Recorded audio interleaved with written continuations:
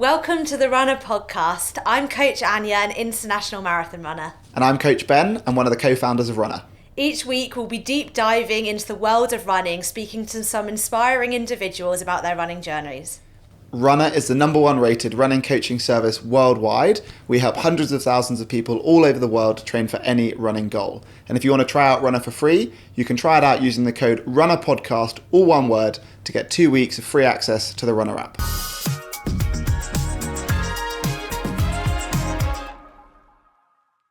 Today on the podcast we have a really close friend of mine, Holly Archer, who's also a huge inspiration to my running. She's a silver medalist over the 1500 metre at the European Champs, all whilst having a full-time job. She has experience with the US school college system, with being a professional athlete, and now she's on her own solo running career. Hi Holly, thank you for coming on. How are you? I'm good, thank you for having me. We'll see if you say that at the end of it. I'm sure we will. Me and Anya are going to give you a headache. Yeah. Well, I'm just going to sit back and relax. We've got two best friends catching up, right? Yep. Yeah, Holly and I met through running, but probably I don't know that much about how you got into the sport, so I think that's probably a good place to start. Yes. So I was a early bloomer with running, I'd say. I got into running when I was about 12. So I know a lot of people got into running like lockdown like yourselves, or they get into running through a friend. But I got into running because I was a kid that loved sport, and all my friends in the locker room were like, you know, I'm not doing it. You know, I forgot my kit. I haven't got my trainers. And I was like eager, like I'm up for everything. So I tried hockey, I tried netball, and I ended up being really frustrated as a kid, quite an angry kid, and it's because I had no control over the game, and if the girls weren't trying, I got angry. So I'd always get put with the boys. So, I'd play hockey with the guys, and I'd play football with the guys, and like my PE teacher would because I wanted to really. But then again, I was never as good as them, so I'd get frustrated there. And then one day we had cross country at school. I was in year 6. Before that, I didn't really run. Our system back then was primary, middle, secondary. So I went to middle school when I was in year 5 and 6. So I moved from when I was year 4, and then I had double PE, favourite class of all week. And once every 2 weeks we had a cross country, and that's how we started it. And I did my first cross country and I had the little plimsolls on, and all the other girls are at the back or in the locker room still, and I'm on the line with the guys, like I'm ready to go. And our cross country back in the day, like we're talking a long time ago here, but back in the day we'd go off school premises, and then we'd go round, like I remember these rugby pitches, this pond, we went round a housing estate, and then we went back on school premises. Now it probably felt like 5k, but it was probably like 2.5, maybe 3k. It was a good like 10-12 minutes of hard running as a kid. But boys and girls went off together, and like everyone just like hammered it off on the start line, and I was like, oh my god, this is great, like full steam. And you know how kids are, like they go off so hard, and I was definitely one of those children. But there was about 10 of us, and all of them were boys in front of me, and so there's a group, and then we all strung out real rapid. So within 100 meters we were strung out, and up 200 meters the kids are walking, and then you got the kids that stop at the bike shed, and you got the kids that light up a cigarette, and then you got me that's like, no, I'm going to try and win, like I want to try and win this. And then I started pipping these boys off slowly, and then I got round to this housing estate, and I saw this one guy, and he was like hands on his knees, like he was in 4th, so I was like, okay, I'm in 5th now. And I ran past him, and then I ran round the housing estate, and the housing estate is it was a triangle of these houses, and then I came round the school, so you have to go round the school path, and then I finished, and I was like, oh, I'm 4th, like there's 3 guys in front of me. All these guys were football guys, so they played football for their club, their school, Saturday league. I didn't do any of that, and I'm a girl. So I was like, okay. And then at the end of it, once everyone had finished, you wait around 50 minutes, you start chatting. The teacher called me out, and there was 200 of us, and he said, Holly, he's like, I want to mention someone. He said, can Holly Archer stand to the front? This is Mr. O'Neill, I remember him. He said, can you stand to the front? And I'm grinning. I'm like, oh my God, I'm like nervous. I'm going to go red. They're going to congratulate me. And he was like, I just want to let you know that this girl is going to get a detention for cheating. And I'm going to tell everybody right now that we don't tolerate that. And I'm going to use her as like an example. And I literally just bawled my eyes out. I literally just stood there and like froze and was like, oh my God, this is the most embarrassing thing I've like ever gone through. Ran to the change rooms, cried my eyes out. I'm 12, like, you know, and I just thought I'd done like something really like cool. I got detention. I remember like thinking, oh my God, my mum and dad could kill me, because I had to get a bus into, if we have a detention, like I missed my bus home because I live in a village. I was like, oh my God, didn't want to tell my mum and dad. I still to this day can't remember how I told my mum and dad, but I do remember being in a car with my dad, and he looked down at me and he goes to me like, Holly, did you do it? Like, did you do it? And I looked up at him and I said, no, I swear, Dad, I didn't do it. I did not cheat. And he looked at me and he said, you make a promise to me. Did you cheat? And I said, no, I didn't cheat. I said, so basically what happened, the boy in third had gone up to Mr. Neil and said she cheated. So he was lying, but I beat him, and that was his way of, you know, boys, I don't know. He was young. Like, it's not his fault, but I don't know whether to thank him because of what he did. It ended up me going through all of this, and then my dad looked at me and we just didn't say anything. The next place I remember being at was a running store, and back then it wasn't like JD, it was like these really small like running like shops. I remember going down these stairs and like fitting my first like ASIC gels, and I was so excited, and I couldn't quite understand what was happening. I've just come out of a detention, my dad hasn't said anything to me, and then he goes, we're going to a running club, you know, we're going to start a running club and we're going to go back to that race. I'm going to tell your teacher to stand on that corner and you're going to beat that boy again. And I don't know the words, but it was very direct. It was very, okay, yeah, I like this plan. Like, I'm in. So I joined my first running club, West Suffolk in Bury St Edmunds. I did a bit of everything. I did long jump, hurdles, but if you're a kid at that age and you just do a tiny bit of sport, the level of like percentage goes up quite rapidly before it kind of like, you know, evens out. So yeah, I did 2 weeks of training where I trained twice a week, and I don't know if it was a mental thing more than a physical thing, because I don't know how fit a kid got in that space, but I had new shoes, I had 2 weeks of training, and I had the build up beforehand, like, so mentally, like, you can imagine me on that cross country like line, like with fire in my belly, and I think I came second. So there's one guy that beat me, but I came second, and I didn't say anything. But the teacher, I think my dad had come in and told the teacher. I don't think he sent emails. It wasn't phone calls. My dad physically came in and said, stand on the corner, like where she supposedly cheated, please. And yeah, he stood on the corner, and then the next thing, I got an award in assembly, and everything was okay again, you know. And I represented my school going forward, and then I became like the county champion in Suffolk. I think 8 times running. There's a place called Royal Hospital School in Ipswich, and it's like, if you want to represent as a kid, like the highest level competition is called English schools. So each age group, year 5, year 6, year 7, year 8, year 9, year 10, year 11, they all compete every year to get top 8 in your county. Those top 8 then go to English school. So for the remainder of those 8-9 years of my schooling life, I was like the 8-time champion of my area. So yeah, it went on. He did me a favour, that kid. So I won't name names, but but you know, it's written in there. It's scarred. And so those 8 years, is that always kind of short distance? Is that on the track? Is that cross country? What is the distance that you became so great at?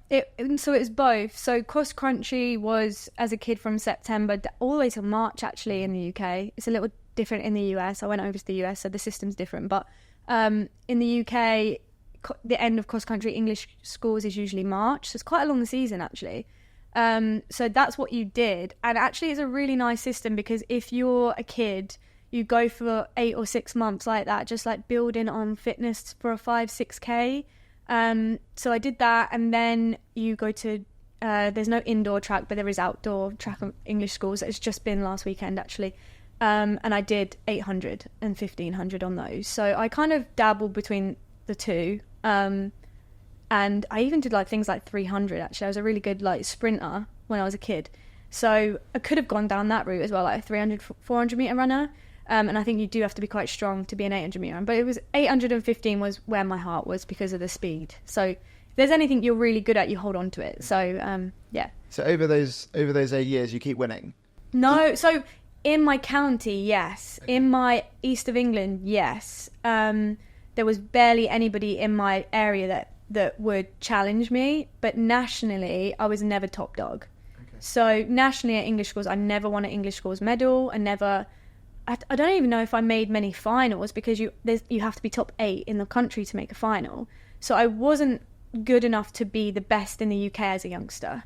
There was a couple of years where I was really up there, like top 10 all consistently. I was always around top 10, top 15, but I was never number 1, never number 2, not even number 5 really. I wasn't really on the radar of like a threat, but I was always there, if that makes sense. So yeah. And did that start to light a fire that one day you'd become a professional athlete, that this would become your career? Yeah, it's an interesting one, because thinking back, as a kid, I don't know if it was ever in my head.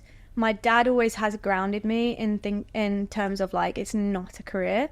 Like, he's always said you cannot make it a career out of this. Like, not as in he's saying I can't do it, but it's not the only solution. Like, that's not where we like aim.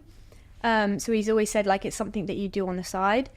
But no, I don't think I've ever thought, I'm going to be a professional, because I think when you've been in it for 8 years and tried for 8 years as a kid, and you still get beat by other kids, like, you do learn quite quickly how tough it is. Like, it doesn't take one race, one win to then be the best at it for a long period of time. Like, I'd been in the sport 8-9 years before I went to uni, and I knew how tough it was to stay consistently good. It's not being good at once, it's consistently showing up and consistently being the best.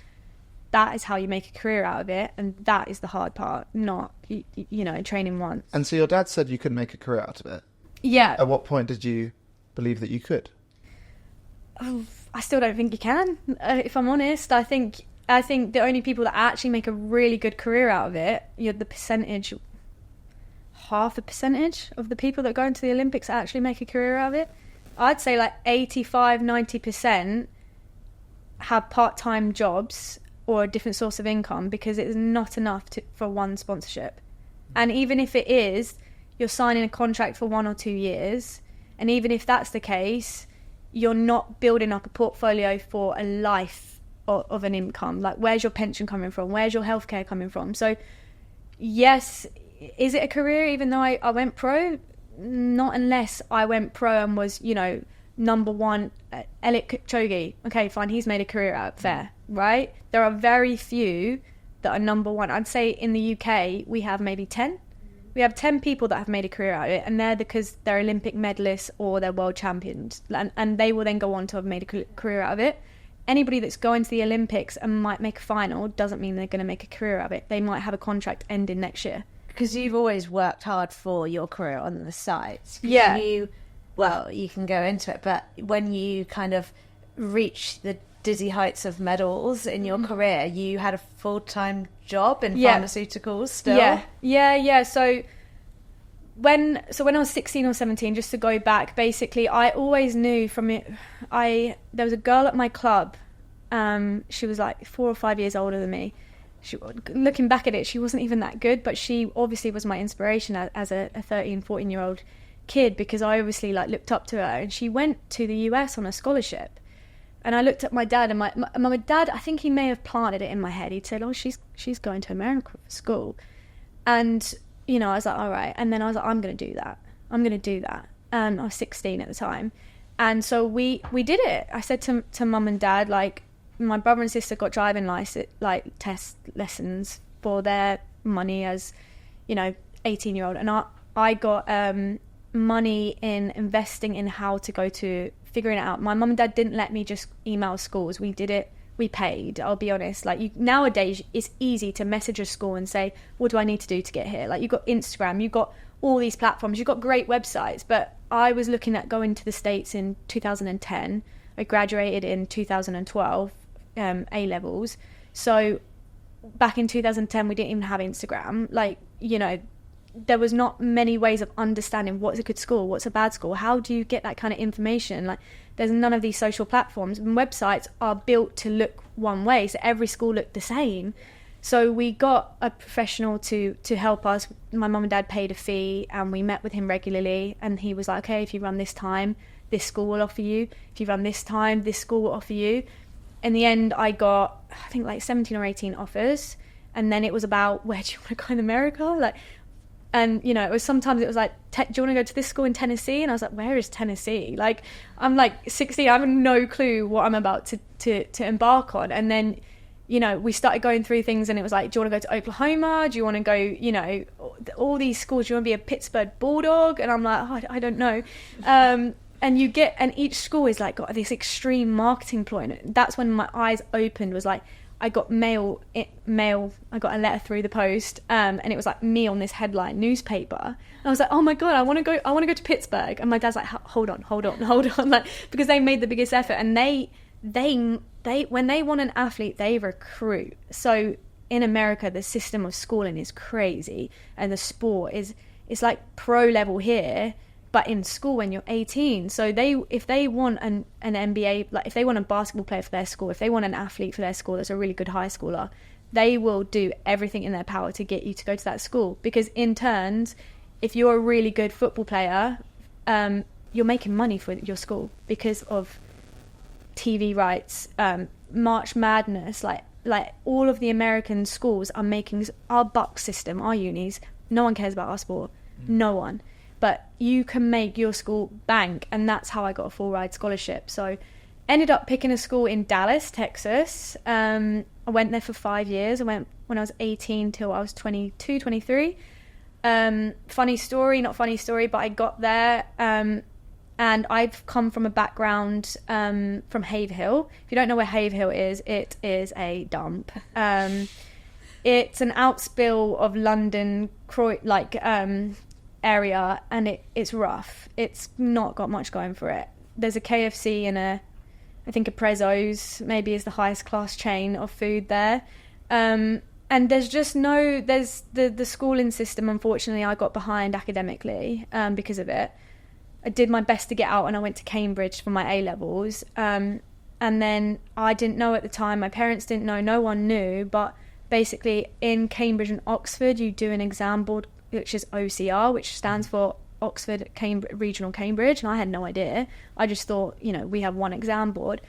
So I got to America in 2012, and my coach called me to the office, and it's like scary because they're paying for me to be there. They paid everything. I didn't pay a thing, you know, accommodation, education. I got a stipend once a month. Like, I had no debt, so it was scary. And they were like, you can't compete. So I'd flown out there. I'm 18. I've gone away from my family. You know, I'm in a different continent. Never been to America before. I don't think I'd been on a plane with my mum or dad before.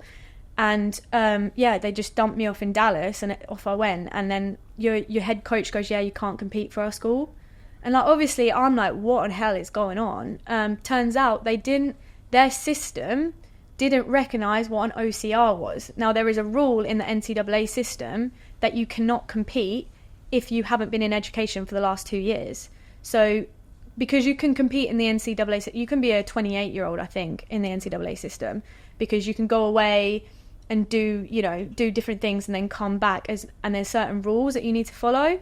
So people go out there for you can study here and then go do your masters over there, and that's why sometimes in the NCAA system you have 27-year-olds winning NCAAs, but against 18-year-olds, which isn't fair, but we won't get into that. But anyway, I couldn't compete because they didn't recognise my education, and they basically ruled it, if it's not on the list, you didn't go to school. Wow. So we appealed it for 3 years. So I sat out for the first year, and I didn't race. But you trained? I trained with the team. I had to. Like, you couldn't not train. Yeah.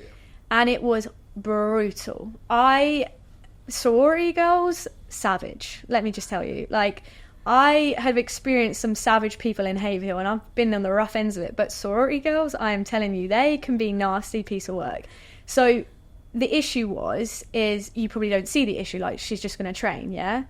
But in the American system, 50% of the team are on full ride, some are on partial, and some are walk-ons. And walk-ons means they're not good enough to get money. So they have to earn their rights. Now, there were girls that were walk-ons, right? And they're paying full buck to be in that school. Their parents are paying for them to come to that school. So I'm turning up and I'm training, but I'm finding it extremely difficult to train hard and have my head in the right place when I'm not going on the flight to California on the weekend to go to the track meet. I'm not flying to do the conference meet with them. I'm not getting on the flight, and every single week there's a race and it's across the country and you're racing for your school and you're putting on your racing journey, and I'm sitting back watching it on Instagram then launched in 2012, and I'm watching it on Snapchat and on Instagram, and all my like teammates like fly to all these places, and I'm sitting in my dorm room going, what on earth am I doing? Like, so there was another girl that was red-shirted. Red-shirted means you're injured, so you can claim that back. I wasn't even red-shirted. I was ineligible. So I was going out partying, and I did the whole red solo cup, beer pong, frat, sorority parties. I lived it. I went to the pool parties, like Migos turned up once. I was like, what the hell is happening? Like, we went out and 50 Cent was in the bar, and oh my god, it was great, right? But I'm 18, and over there you can't drink when you're 18. And I put some bits on social media a couple of times, and I was 18, I was silly. And the walk-ons, the sorority girls, the Kappa DGs and God knows what, they did not like me. They did not like the fact that, I wasn't, running for them. And they obviously didn't understand what was going on. I didn't understand what was going on in terms of my LGBT. They could just see me partying and being paid. And I got pulled into the office so many times, and then the head coach once just shouted at me in front of all the footballers. All the footballers are lifting like these massive weights, and I'm in the weight room, and he's like, "Honey, I should get yours in it." And I just remember, oh my god, like, and he just shouted at me, he was like, "In my office now." And he just started saying, "You're on your last warning, girl. Like, you're not pulling your weight. People are getting annoyed at you."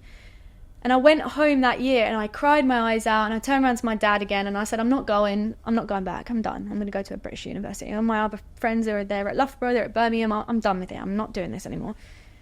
And he was like, off you go then. Start applying. And I was like, right, okay. And I started applying for a few, and then I was like, then he was like, job, you need this job for the summer, what are you going to do? How are you going to pay for your education in the UK? It's $9,000 a year. Like, what are you going to do on the side? And then I was just, okay, I'm going to go back. I'm going to go back. So I got on the flight back to Dallas. But that summer, I worked so hard. Like, I trained. So blooming hard that summer. I remember just doing everything my coach said. And I was like, right, I'm going to get in 17:30 shape for a 5K. I'm 19 and never broken 18 then. And I did it, and I was in really good shape. And I turned up, and it was the first cross country, so it was September, and in Dallas it's golf courses, beautiful cross country. September, we'd racing at 6 a.m. because it's so hot. And I remember it was against Baylor, and I absolutely annihilated my whole team, and I came second on the team. So you want to come top 5 because top 5 score in cross country, and the lowest points win. So I came second, and everybody on my team were just like, is this because you're now allowed to compete because you've been there for 2 years? Yeah. Okay. Yeah. So I'm allowed to compete, but they hadn't seen me race because I had no. If you can't race for 12 months, like, where are you pulling the motive? What's the point? And also, I was watching them race, and I was watching all them succeed, and I was extremely jealous. Obviously, I didn't say or do anything, but it affected me in a way that I didn't really understand it. And I came back, sent it, and then respect on the team just went, and then that was it. From sophomore year to the day I left, I was probably top 1 on the team, top 2 on cross country, maybe top 3 on cross country. But I won. I was the girl at the track races. I wasn't only in the 800, I was in the 800 and the 1500, and then they'd put me in the 4x4. So I was scoring for my team, and I would get 3 medals every championship. Like, if I didn't come back with 3 medals, and we would win championship. If we win championships, our coaches get paid $1 and our school gets paid $1. So, at the end of it, I ended up winning the Preservance Award. I got the Spirit Award with Bryson Duchambeau. I went to school with Bryson, the US current golf. Just a little name drop there, but good friends with Bryson. And me and him together won, one of the biggest awards in the whole of the school. So, earned respect from myself by I feel like I've always earned respect by going through hard times and kind of coming out the other end. And yeah, it was an interesting experience. So I came back when I was 23 and I did 5 years out there. We did appeal and we got my 5th year. So actually it ended up meaning I got a five years to compete. We did get that year back, and it was brilliant because then I got another year when I was running really well, and I did my masters in a year, and I got a masters out of it as well. So yeah, it was a great experience. Then I came back, and like Anya said, I went into full-time work for a pharmaceutical company, marketing. So we launched brand new drugs in the market for rare diseases. It was I still speak to that company today. I love them. I owe them so much. James Harrison is brilliant. He has just been on like so many. He's just excelling right now in the bioscience world. But basically, they take drugs in the rare disease market that are generic, and what we do is we reformulate it, and we have a small team. So we have a regulatory team, we have a legal team, and I was the marketing team, and we make the drug better because there's not that much funding in it. So we'll make it strawberry flavored because it's just a big old capsule for a baby, you know. We'll make it to a patch because it's easier accessible to people with Alzheimer's. So we take some drugs that haven't got that much funding behind them and we reformulate it, and then my job was to market it, congress and events, websites, social media, all of that stuff, budget, and yeah, I worked there for 3 or 4 years in Cambridge, loved it. And every single lunch break I'd go on a run. I was running on my lunch break, and then I would go to the track after work because I didn't want to hit traffic. So instead of getting in my car and sitting in the traffic, I was like, just go to the track and do a run. And then the traffic's gone at 6:30, 7:30. So I'd get home at like 9, 10 o'clock at night and just do, 14, 15 hour days, just be gone all day. I just literally came home to sleep, got up 7, went to work, come home at 8, 9, 10 o'clock, redid that. And then I started finding a bit of form. I literally got really, really, really fit, just from that just consistent lifestyle, like that consistent lunchtime run, PM run. Yeah, like I was working long hours, but just the consistency and like just doing that over and over and over again, and picking the UK races, and I found some good patch of form, and then COVID hit. And then actually I think it was a blessing for me because I stopped commuting, but I still always trained, and I still met my coach, and I still did the sessions, and I got more time to recover and sleep at home, and then the recovery element elevated, but the fitness also, the motivation was at a high, and then when COVID hit, like I got on a flight and flew to America and trained at altitude because I was like, I asked my work, like, can I train if we're all going to be at home, I'm going to go at home in the mountains and get altitude. Because as an athlete, I think you always think, how can you be better? Like, why is someone better than you right now? Like, why are they better than you? I always think, like, how do I get to that next step? And I think I was fixated at that point in my life is they're at altitude and I'm not. So it's never going to be even playing ground unless I go to altitude and see what I can do. So as an athlete, you're always thinking, okay, what are they doing that you're not? And that was number one for me, they're at altitude. So I went into my, I remember this day. So I wrote out a thing, and I went into my boss's office, my CEO. He's an Italian guy, and it was so scary. But I spoke to James first, and James loves running. He owns the business, but the CEO doesn't understand running. But I asked James first, and James was like, I own the company, but I'm not the CEO. You need to ask Antonio. So I was like, oh God. Okay, because I basically asked if I could go do this, and then Antonio sat across me, this Italian scary CEO, is like, what? Like, go and ask your line manager and then come back to me. And I was like, okay. So I went and asked my line manager, my marketing manager, and she was like, what do you want? I was like, I want 3 months in America, and I'll work remotely, and I'll get up at 4 a.m. and I'll be on laptop at 5 a.m. because obviously time difference. And she agreed to it for 3 months, and not only did they agree to it, they financially supported me. So they funded me, my flights, my accommodation, because American accommodation for 2-3 months was expensive, and I wore cycle pharmaceutical gear, so I wore my company gear, and I was like, all right. And it was the best thing ever. So Paola, who she suggested it, went the one step. I just wanted time off, and then she was like, well, we can try and fund you. And I was like, okay. So I went into my CEO's office, and I sat in front of him. I was like, okay. So, and he just goes, so do you want to make the Olympics? And I was like, yeah.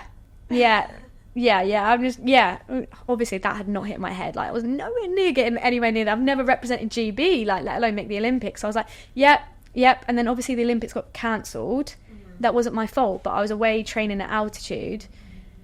And then they funded another... I went on, became British indoor champion, wore cycle pharmaceutical staff, thanked them, put it on LinkedIn, social media. They loved it. It worked. I was British champion indoors, and, you know, that was that. And then I was like, all right, I'm going to ask for another one then.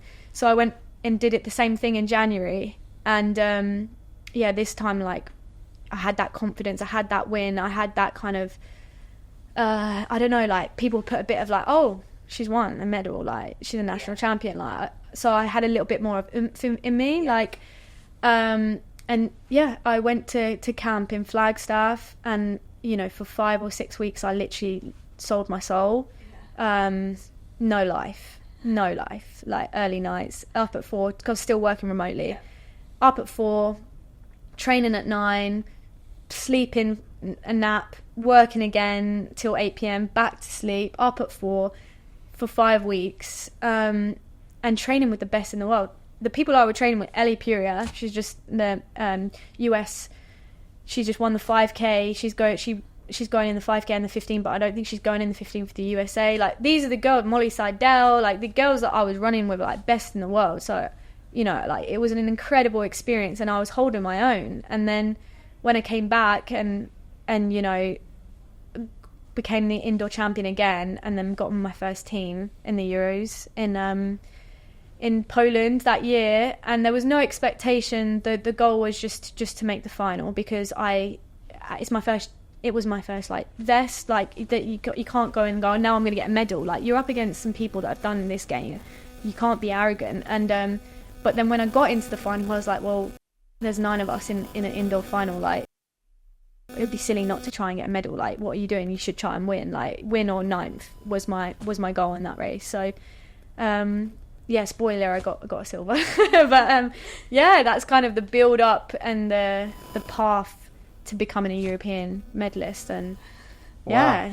Wow. And told you I can talk. And that entire time, do you have any support from anyone other than the pharmaceutical company you're working for? No. Wow. So when were you noticed by a brand to get a professional contract? After the Olympic trials. Okay. After Tokyo Olympic trials in 2021. And that was because when I was in Flagstaff training hard, I knew a agent. So an agent was also a coach in Flagstaff. And when you go to Flagstaff, you'll see that every coach of every athlete in every country kind of will go to a different location of altitude in the world. There's a few of them that are trainable, as in, you want to go to a location where you're at high altitude, but you can also drop down for hard sessions. You want to go somewhere that's easy accessible on a flight, got good food. You know, Kenya's great, but the food, you can get food poisoning. You know, it's not always easy to get in and out of. Like, Flagstaff is one of the bases. Colorado can be good, but snow is too prominent. So, you know what I mean? Like, there are places to go, and Flagstaff is one of the hot spots. So it doesn't take much for a coach to be like, who's that?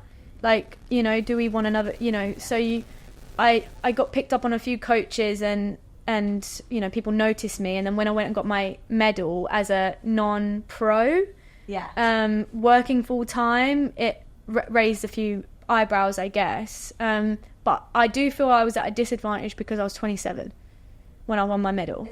That's older. That's, people like to pick you up when you're 20, you know, 23, out of college, like, fresh meat. Like, you can go through so many cycles of championships, so many cycles of European, so many, you can go through 2 or 3 Olympic cycles. 27, how many you got? 1? So you're not as desirable from a brand perspective, and if you're not desirable from a brand perspective, then you can't join a group. Not the coach might want you, the girls in the group might want you, but you need to afford to live that lifestyle, and that money comes from a brand. So, you know, I was at a disadvantage based upon that, I think. It's just the way life is, but you did get a brand support you. Yes, I did in the end. So I missed out on Tokyo by 0.3 of a second. So like less than clicking your fingers. And I will go into the selection policy, but I just don't think I was aware of what was required of me. Going back, there would be so many things that I would change, and maybe I would have been Olympian, and maybe I would have got more sponsorship, and maybe who knows. But you can't regret anything. All I do know is that I didn't make the Olympics and I came fourth, and you need to come top 2, top 3, and you need to have the standard. No one had the standard when I raced. It's tough standard, obviously. No one had it, so they have this thing called ranking points, and I was ranked well in the top, like 36 in the world. And after the champs, I was still ranked top. I think I was ranked 32 in the world. So I got an invitation. However, they took another girl because the other girl had slightly more ranking points than me in the UK. But I didn't know that going into the race. So had I maybe changed my race tactics on the day to win that race or do something different on the lead up, maybe I would have done something different. So I didn't know that. I came fourth, but I presumed that they wouldn't take anyone if they didn't have the standard. I was like, you have to have the standard or you're not going to go. So I didn't really think about it. And then this girl the next day did an Instagram post of like she's going to the Olympics, and I knew I'd got a European medal that year. I had ran just as fast as her, and I was ranked like on par with her. So it broke my heart, and I just laid in bed. That I remember for like maybe 2 weeks just thinking, like, what do I do now?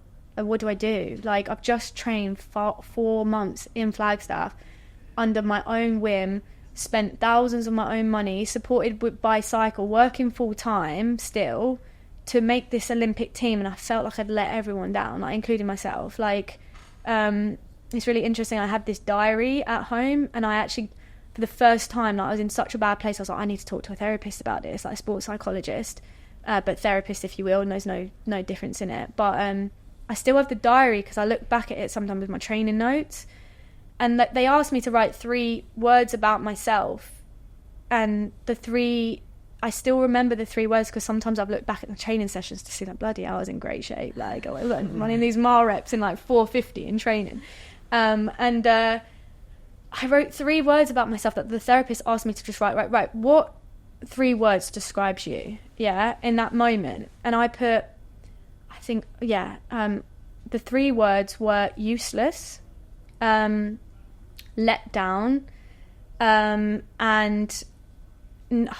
I think I put something, I used a word about like not being strong enough, so, not robust enough. So these were the 3 words, and I look back at that and think, bloody hell, I was everything I had done that year, like full-time work, like nearly made the Olympics, no sponsorship, like I also had a really tough time with the breakup that year and was going through so much, and those were the words that I was like describing myself as. So it was a tough time. For 2 weeks I really didn't know how to move on. Like, I didn't know what do I do? Do I go back to work? I feel like I'd failed my work.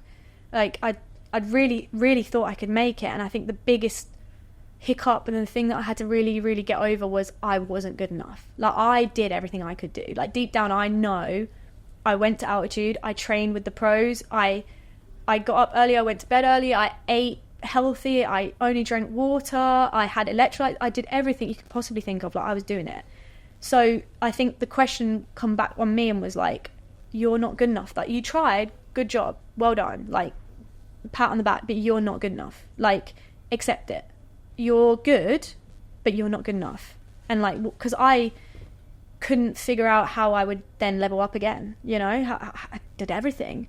So I went back to work, I went into the office, and I just felt a bit numb and a bit lost, and I felt like I loved the lifestyle, and I loved the process, and I loved the ups, and I loved everything who I'd met, and I kind of had to just go back to my old life, and I just felt like a bit like a failure. And then one of the agents messaged me and was like, look, if you come out to Flagstaff, we'll offer you a deal. Hadn't signed anything, but I just got on a flight and went. I didn't tell work because I didn't know if they were going to offer me anything. I just took holiday to begin with, and then I told work, and I was like, look, I'm going to do this. Like, it's 2 years. I consulted them privately first. I've got great friends. The director I know, the CEO, the owner, I spoke to them separately first before I handed in my notice and said, look, I actually said to them, what would you do? What would you do? And he said, take it. Do it. 2 years of your life, what is that? Go do it. You're always welcome back. So I decided to let go of working at pharmaceuticals, and I signed in October of that 2021. And yeah, signed with Under Armour for a couple of years, and yeah, the rest.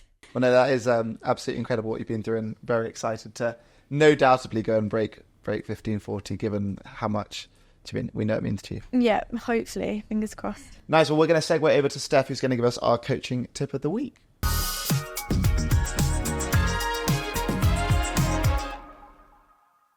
My top tip today is fueling and hydrating in warmer weather. Running when it's hot will increase our sweat rate and just make everything feel that bit harder. Before you head out the door, start off your run in a hydrated state, using electrolyte tablets if you can. Ideally, take a cold drink on a run with you if it's particularly hot, and aim to take this on every kind of 20 to 30 minutes. What I like to do is hide my drink in a bush, behind a park bench, a wall, and do out and back so I can make sure I can pick up my drink regularly. This will really, really help you recover well after your session too.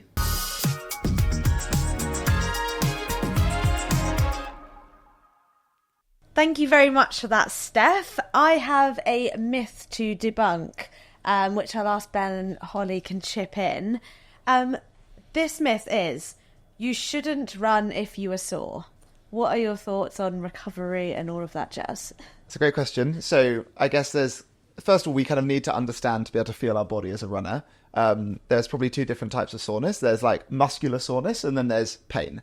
And I would go to say that if we are experiencing pain, which would probably be a sharp discomfort that's probably more likely to be in the joint or in kind of the ligaments and tendons around the muscles, you really shouldn't be pushing those areas and really giving yourself time to rest.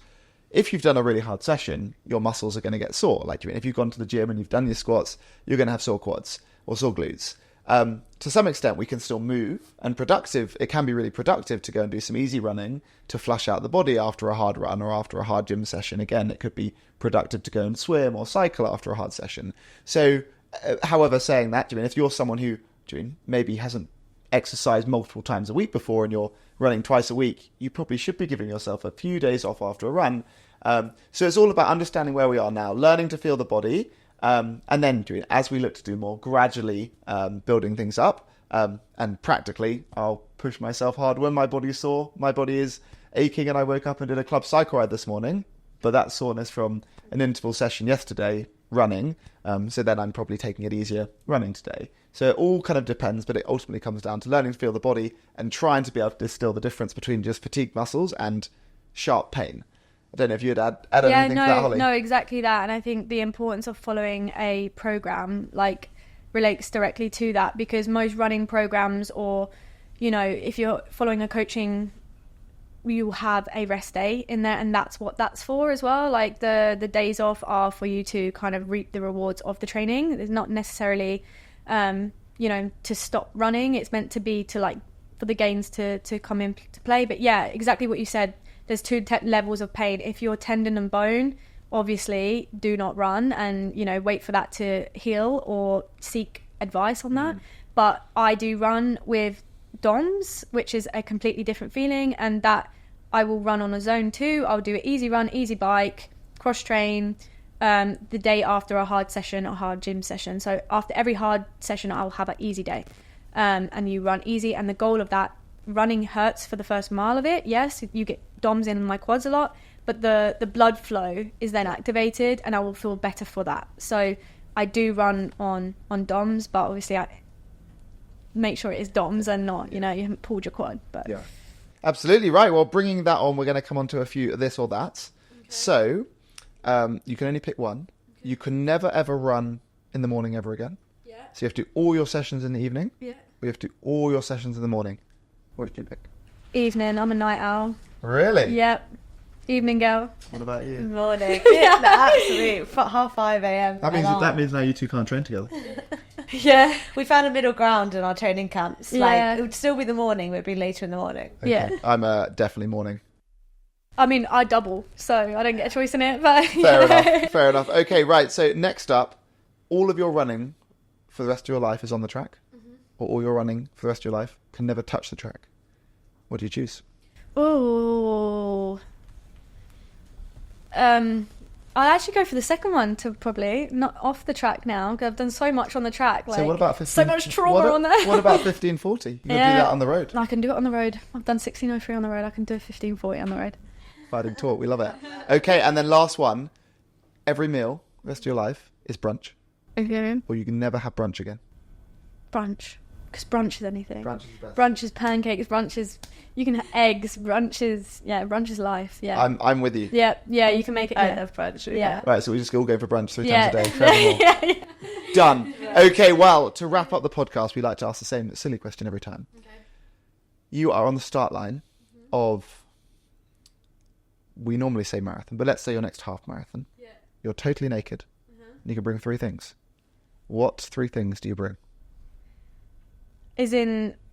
You're naked. You might want some shoes. You might want a hat. You might want sun cream. You might want gels. Okay, so the 2 have got to be uniform, right? Uniform and shoes are the number 1. So what's uniform? Items. Okay. Oh, I have to split it up. As in, you could have socks. You could have pants. God, You could have a yeah. sports bra. You could have a hat. Okay, the shoes are adapting these out. I'm going sockless, so I've got my super shoes. Okay, Number carbon 1. shoes. Carbon shoes, no socks. We're gonna go unitard then. We're gonna go for a zipped up unitard. Yeah. Nice. And then I've got items to play with here, so I could go for the smart thing of a watch, but as a 1500 meter runner in a half marathon, I've never used my watch. Well, I should, but it would go against every single race because I go out way too hard. So watch can go out the window. Gels, don't use that. Yeah, maybe I'll have some nice sunglasses then. Got room to play. Really? Wow. I Room don't to think play. anyone's had spare items going. Nice. Oh, wow. Fantastic. Well, you're going to be smashing the half marathon. Yeah, maybe selfie stick. Yeah, take my phone. Well, you've got a selfie stick with nothing on the end of it there, I'm afraid. GoPro. Yeah. Wow. Well, Yeah, no. sounds going to be a pretty fierce, fast half marathon. Yeah, we've got super shoes, unitard, and some sunglasses. Wow. Well, it has been absolutely incredible hearing your story. Thank you so much. Thank you so much for having me. We are going to be cheering and hearing the passion in your voice. There's no doubt. You're going to conquer that and smash even more exciting goals in the future. Thank you. Today's podcast is brought to you by Runna. If you want to train for any running goal, please download the app and don't forget you can use the code Runna Podcast for a 2-week free trial. If you enjoyed today's episode, please like, share, follow, do all of that nonsense, and we'll be back here next week. And if you want to be featured, send us your embarrassing running story. Either send us a voice note on Instagram or send us an email to podcast@runner.com so that we can have a good laugh at your expense in Runner HQ and share it on one of the next episodes.